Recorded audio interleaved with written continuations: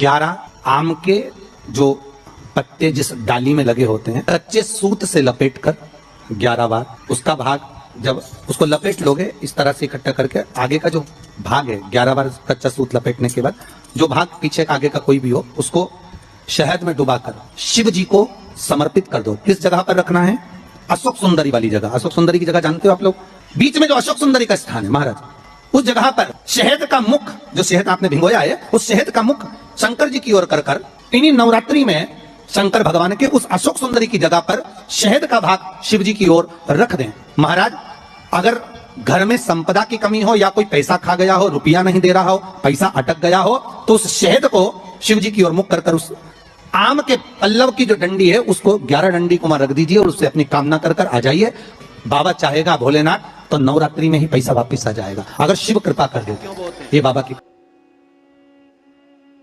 उसको बोने का कारण क्या है? केवल कोई कहे कि हम ठाकुर जी को भजते हैं, भगवान कृष्ण को भजते हैं, कोई कहे हम तिरुपति बालाजी को, नारायण को भजते हैं, कोई कहता है कि हम हरि विठल को, पांडुरंगा को भजते हैं, हमारे यहाँ हाँ हम इनको भजते हैं तो जवारे नहीं बोते। ना ना, पुष्टि मार्गी है, ठाकुर जी की सेवा करने वाला है, उसके यहाँ भी ये 9 दिन जवारे बोए जाते हैं। रामानुज संप्रदाय से जुड़ा हुआ है, नारायण की पूजन कर रहा है, उसके घर में भी जवारे बोए जाते हैं। पांडुरंगा हरि विठल की उपासना कर रहा है, उसके घर में भी जवारे बोए जाते हैं। जवारे का महत्व हमारे यहाँ शास्त्र कहता है। क्या महत्व है उसका? क्या फल है उसका? महाराज, जब देवी माता ने दुर्गा भवानी को पंचायत में बुलाया गया, शिव पंचायत में मां दुर्गा बैठी हुई है, और शिव पंचायत में जब दुर्गा भवानी बैठी, उपद्रवियों ने उपद्रव मचाया, अहंकारियों ने अहंकार मचाया, असुरों ने, राक्षसों ने हाहाकार मचाना प्रारंभ करा। तब उस समय पर देवाधिदेव महादेव माता पार्वती को देखकर, दुर्गा भवानी को देखकर मुस्कुरा रहे थे।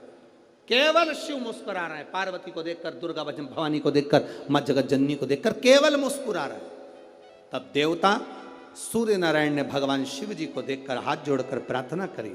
भास्कर देव बोले, सूर्य नारायण बोले, बाबा मेरे मन के संशय को मिटा दीजिए। शिव जी ने पूछा क्या काम है? बोलो क्या चाहते हो? शंकर भगवान से सूर्य देव, भास्कर देव कहते हैं, प्रभु आपके मुस्कुराने का कारण क्या?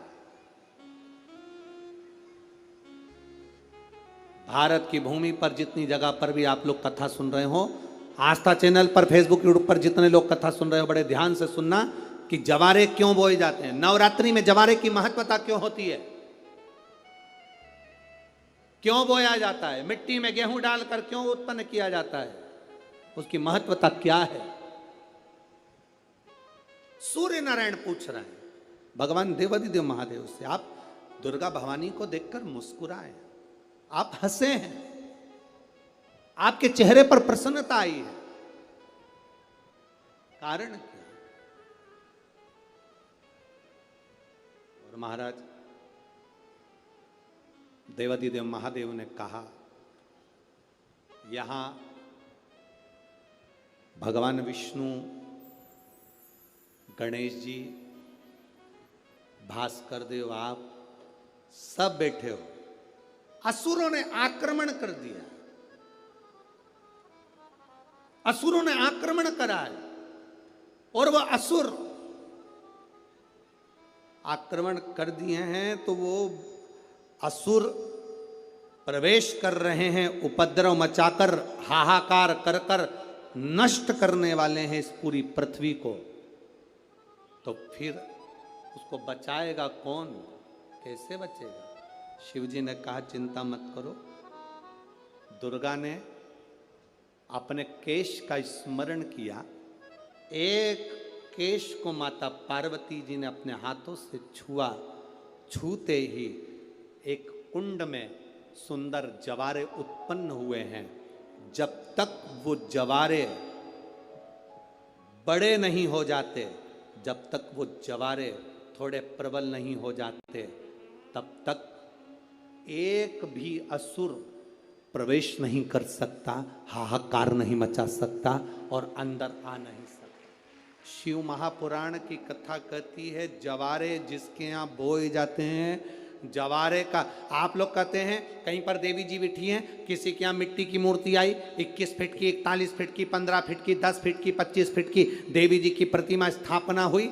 लोग कहते हैं हम देवी जी का दर्शन करने जा रहे हैं, दुर्गा जी का दर्शन करने जा रहे हैं। शिव महापुराण की कथा कहती है वो दुर्गा जी का दर्शन नहीं, देवी का दर्शन नहीं।